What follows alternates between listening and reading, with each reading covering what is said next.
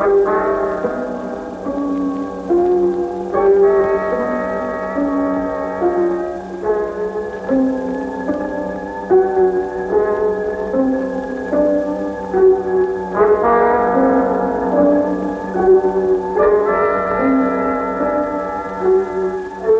heavens have always presented a challenge to man. Many secrets remain locked in space, secrets that have puzzled men for centuries. The search for knowledge about space is underway. Hundreds of scientific rockets and satellites have been launched. As the information is collected from space, it is made available to people all over the world. Already, startling and practical advances in many scientific fields have resulted.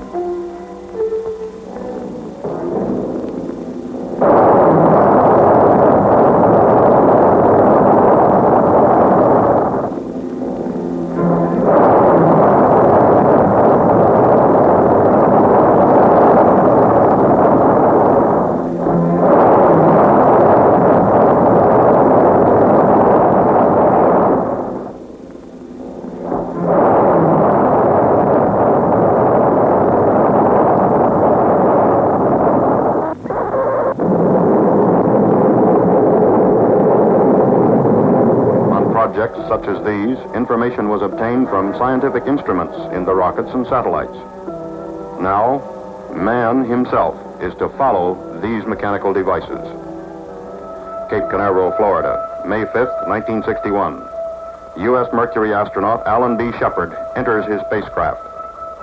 Very shortly, he will be on his way into space. As the hatch goes on, two big questions come to your mind. Is the vehicle ready? Are you ready? Before the flight, Shepard had this to say. I think the one thing that strikes me as I look back on the training program is that I have really developed a feeling of confidence. A confidence in the people with whom I work, a confidence in the systems with which I am dealing and will have to deal in flight, and of course, a confidence in myself. You're confident, but you're human, and you go over the program just one more time. A feeling of confidence. It began to grow from the day you and your 6 fellow astronauts were selected from hundreds of volunteers. Confidence in the people of Project Mercury, the spacecraft, and the launch vehicle, and confidence in yourself. You were involved in the design of the Mercury system almost from the beginning, contributed ideas and modifications. You worked with the engineers, came to know the components and systems like you know your own car. And you followed the tests, test after test after test, to make sure the design did what it was supposed to do.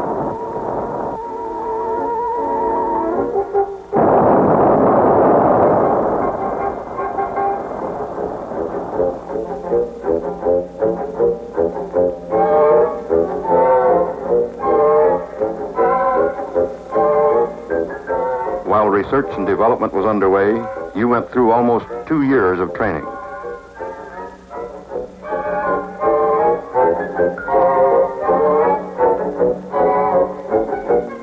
You flew mission after mission in a trainer just like the craft you're sitting in today.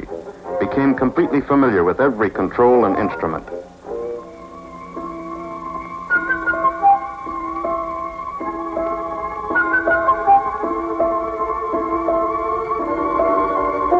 An academic program informed you and the other pilots on astronautics, space mechanics, and spaceflight.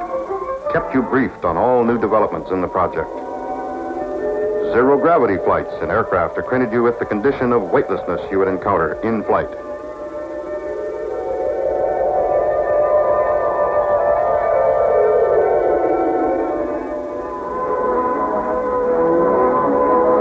You got in a lot of centrifuge time, too.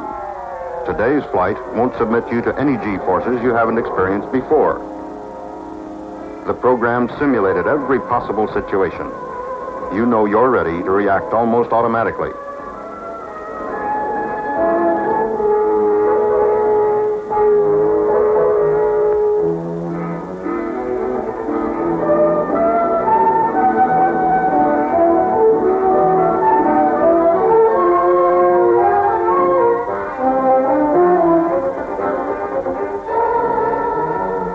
practice controlling the craft attitude by manual control of pitch, roll, and yaw jets. That will be part of your mission today, and you're confident that you can do it.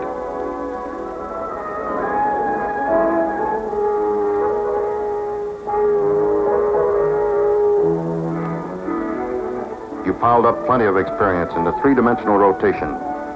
You know that even if tumbling situations occur after separation, you can bring the craft under control with your manual control system. There were continuing flights in high-performance aircraft. They were important to you, too. You're an experienced test pilot. Flying is your business in any type of craft. You remember extensive training in escape and survival techniques. There is always the slight chance the spacecraft may land outside the pre-planned area. As you sit in the spacecraft, waiting for launch, you know your training has covered every conceivable eventuality, every emergency, no matter how unlikely.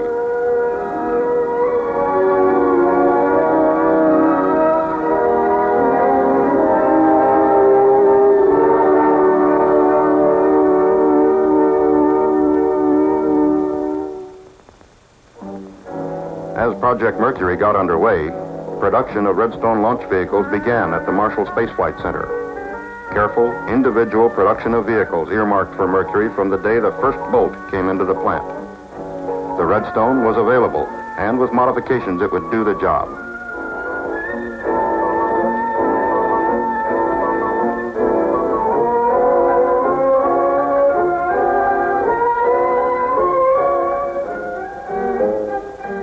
At the McDonnell Aircraft Company plant at St. Louis, just 3 months after project inception, prototype spacecraft production was begun.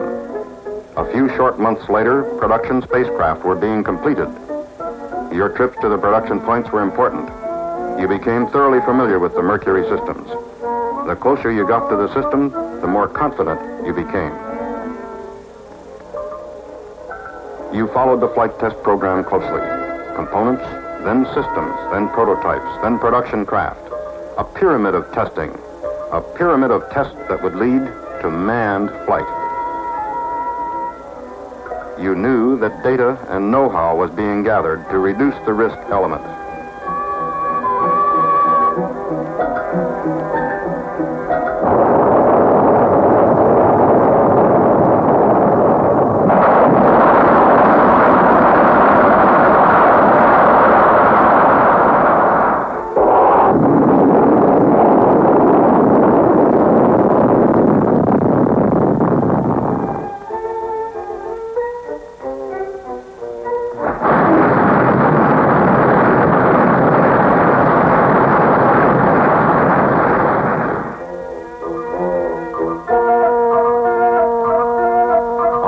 Flight, the recovery forces were exercised.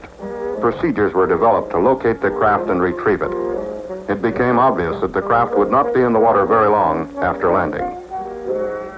A chimpanzee named Ham and 2 monkeys successfully flown in the spacecraft indicated the feasibility of manned flight.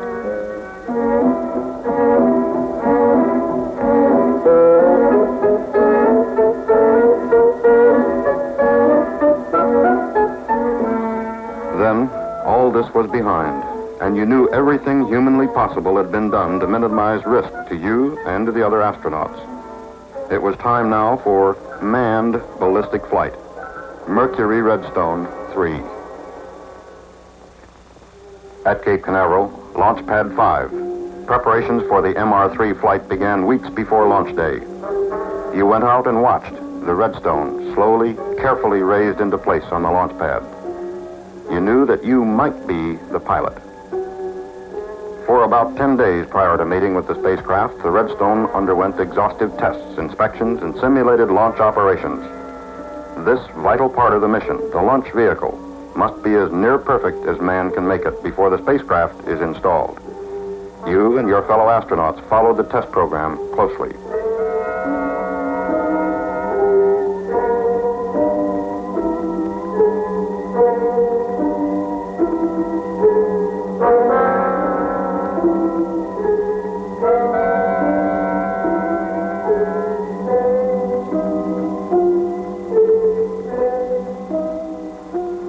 Redstone was being checked, the spacecraft underwent test procedures at Hangar S, several miles from the launch pad. Test the electrical systems, the mechanical systems, communications, instrumentation, the sequential system. Verify flight readiness. You participated in many of the tests and checkouts yourself. You had worked closely with the vehicle for many months. If possible, you got even closer to it during the days just before launch. You worked with the Mercury engineers and technicians as they prepared the craft. The feeling of confidence in the mission became even stronger.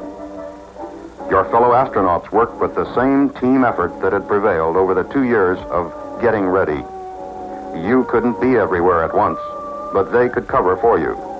And as you sit in the spacecraft, you know everything is as ready as it can possibly be. They covered the control center, the blockhouse, the launch vehicle, the tracking stations. They kept a finger on the pulse of the operation. The spacecraft was checked out in a pressure chamber capable of 120,000 foot altitudes to test the environmental control system. And then you were added to the system.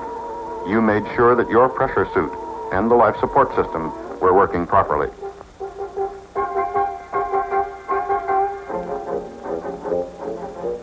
You knew that you weren't just going for the ride. You would be required to gather information, make practical contributions, make sure you collected usable data. You remember the final days in Hangar S, the retro rocket package being installed, and you know the care, the attention to every detail that went into the final servicing. The escape tower with its solid propellant rocket, the system which will pull the spacecraft safely clear of the launch vehicle before a catastrophic failure, either on the pad before launch, during the launch, or while the vehicle is in powered flight. It's a reassuring thought as you go through your pre-launch countdown. When each spacecraft system has been thoroughly checked out, a complete simulated launch and flight operation was run to make certain all the systems worked together as well as individually. And then the Mercury spacecraft was moved to the launch pad to be mated with its launch vehicle. At the pad, the spacecraft was raised to position on top of the vehicle. Now you knew that the final round of testing was at hand. This flight will provide added qualification for the spacecraft and its systems in space and train a pilot for later Atlas-boosted orbital flights.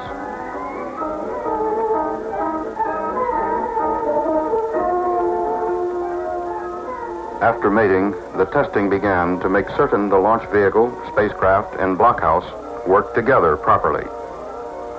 The launch countdown was checked step by step, and the complete MR3 system was verified to confirm flight readiness. Complete flight missions from liftoff through landing, both for normal and for emergency cases, were flown electronically. The spacecraft was heavily instrumented to provide pertinent data during the flight. Throughout this period, all the elements of the mission made their preparations. Recovery forces, tracking stations, the Mercury Control Center rehearsed the mission again and again.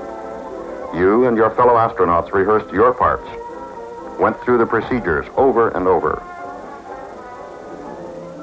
3 days before launch, a go, no-go review board evaluated the flight readiness of all the mission elements: spacecraft, launch vehicle, pilots, tracking stations, recovery forces, everything. The decision? Go. The recovery forces were dispatched and on their way to their stations downrange.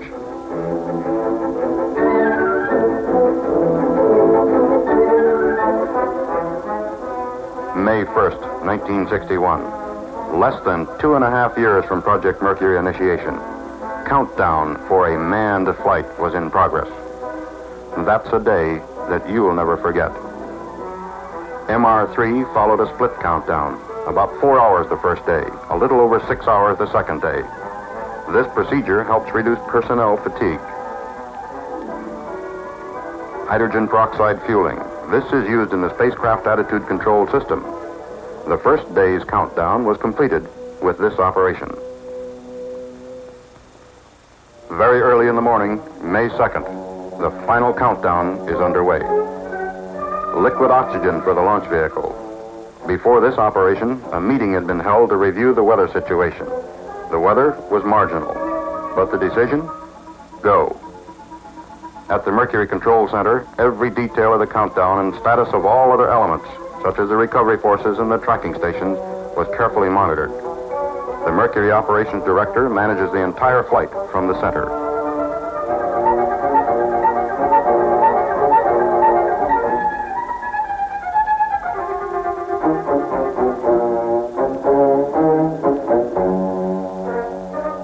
In the blockhouse, systems checks were completed in the spacecraft. Launch vehicle checks were also completed. The recovery forces were on station in a line along the flight path, ready to retrieve the craft even if there should be an undershoot or an overshoot.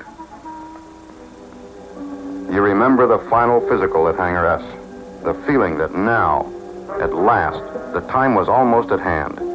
And you remember the feeling of confidence that you had, confidence that all systems were ready, and that you were ready too.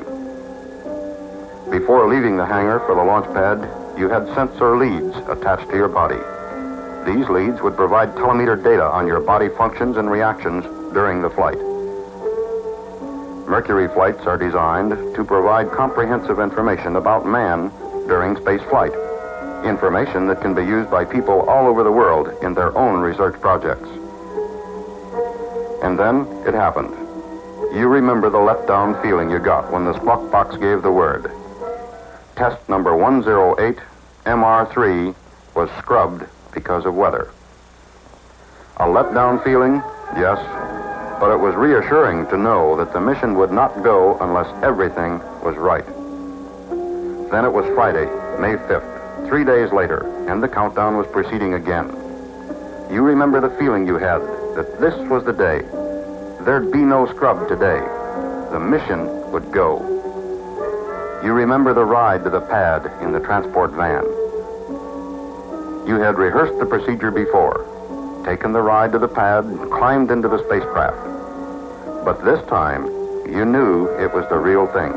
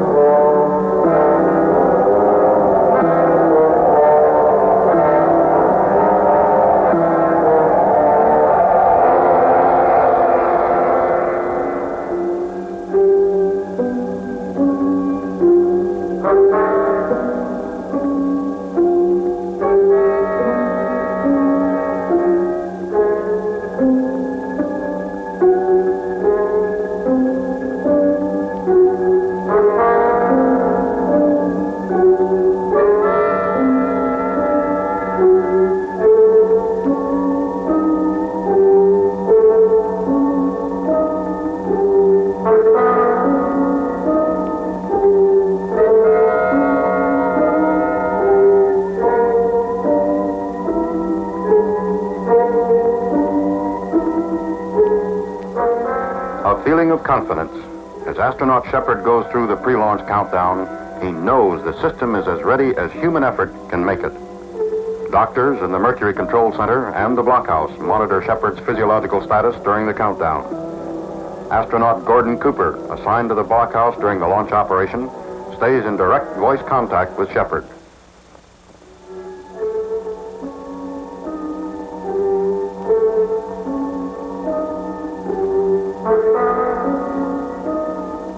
As the gantry is pulled back, the emergency vehicle known as the cherry picker is raised into position. An armored car is located at the pad. It can operate in any terrain. At the viewing stands about 2 miles away, hundreds of press, radio, and television representatives stand by to witness the launch. A helicopter stands by to take a doctor anywhere he might be needed. Astronauts Carpenter and Schirra take off to make direct aerial observation of the early portion of your flight.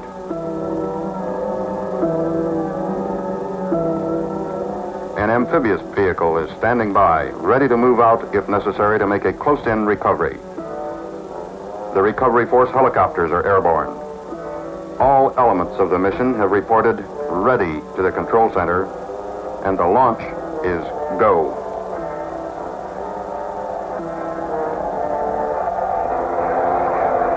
Okay, to resume the count. Roger, ready to resume the count. STE, I'm going to turn it over to Stoney, verify.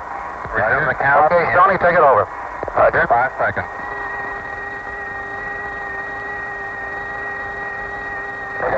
Stoney, on your 7, loud and clear, Stoney. Roger, loud and clear, also. 1 minute and counting. Roger. Running command. 30, what? Roger, periscope has retracted. That's confirmed periscope pick up. Main bus 24 volts, 26 amps. 10, 9, 8, 7, 6, 5, 4, 3, 2, 1, 0.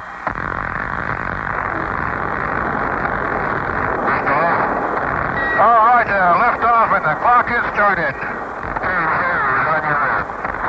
Yes, sir, reading you loud and clear. This is Freedom 7. The fuel is go, 1.2 G. Cabin at 14 PSI. Oxygen is go.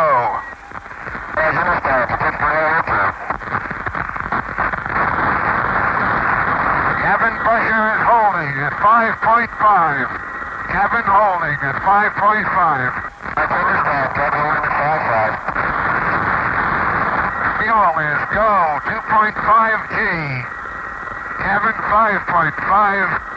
Oxygen is go. The main bus is 24, and the isolated battery is 29.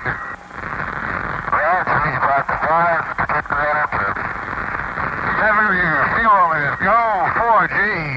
5.5 cabin. Oxygen go. All systems are go. All systems go. Detect the okay.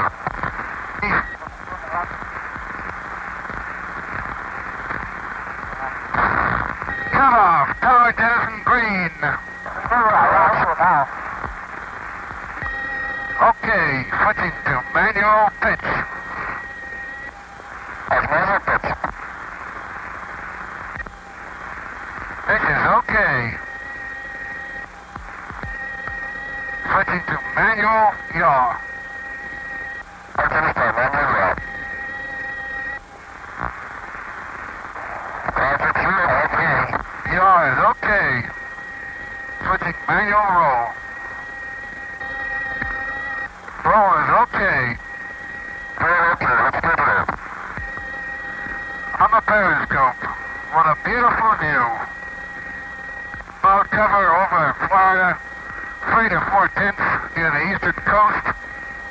Obscures up through Hatteras. Okay, this is Freedom 7. G build up. 3, 6, 9. Okay. Okay. Okay. Okay. This is 7. Okay.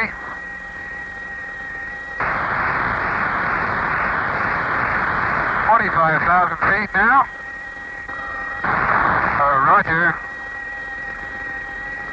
The drogue is green at 21. The periscope is out.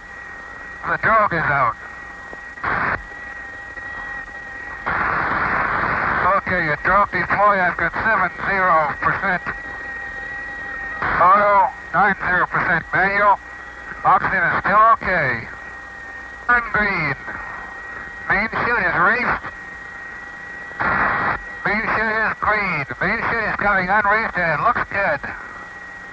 The main chute is good. The rate of descent is reading about 35 feet per second.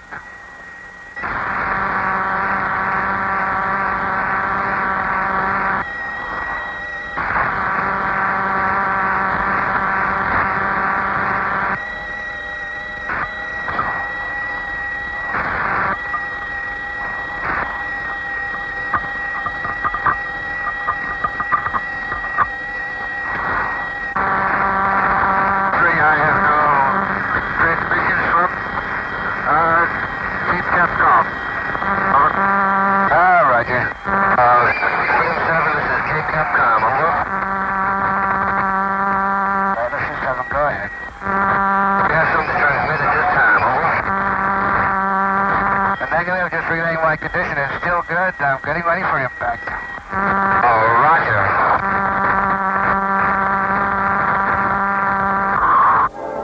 MR3 followed a normal ballistic arc, peaking at about 115-mile altitude. The spacecraft landed 300 miles downrange. The complete flight took 16 minutes and gave Alan Shepard about 5 minutes of weightlessness.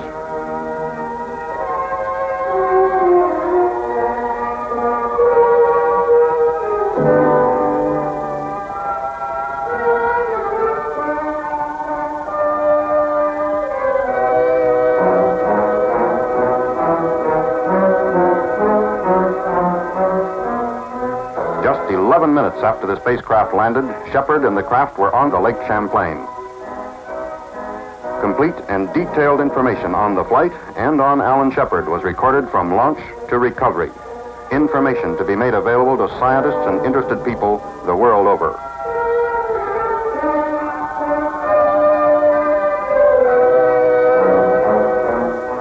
Within minutes after the flight, Shepard received a "well done" from the President on behalf of the people of the United States. A "well done" accepted by Shepard as a representative of all the people in Project Mercury.